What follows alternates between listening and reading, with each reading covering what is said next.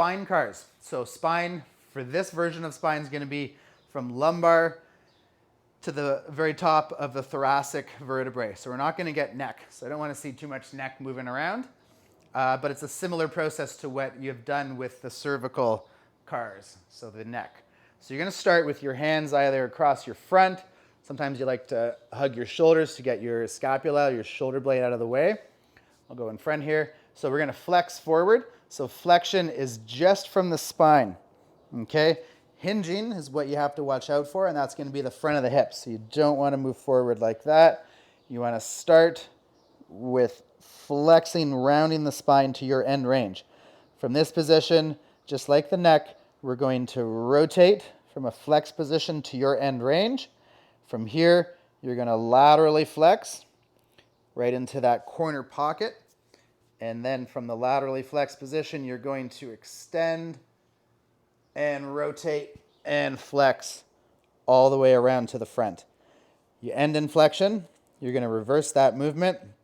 So we're going to rotate to that end range, laterally flex into that corner pocket, extend, rotate, and flex all the way around to the front. So point for the extension, so flexion, rotation, corner pocket. When you extend, it's not from the low back, pushing the hips forward. Think about segmenting the vertebrae all the way up your back. So that should look kind of like you're lifting up from the sternum, and then you're going to get more of the upper back as opposed to leaning backwards. All right, so flexion, rotation, corner pocket, all the way up. Continue that journey all the way around to a flex position here, and then you just reverse that movement from a flexed.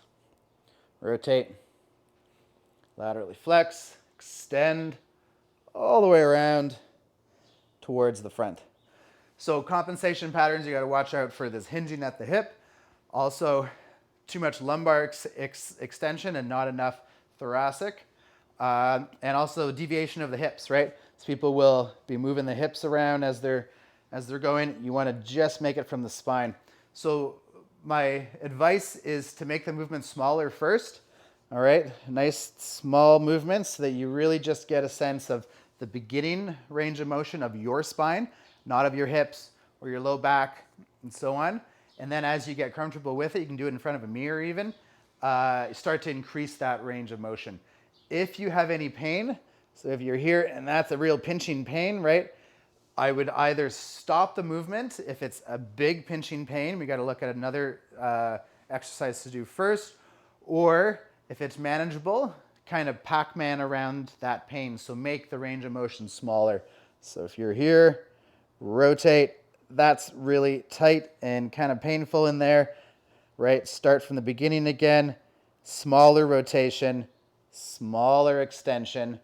And then every time that you repeat that pattern, it should start to open up, but minimally keep the range of motion small enough so that you're outside of the pain.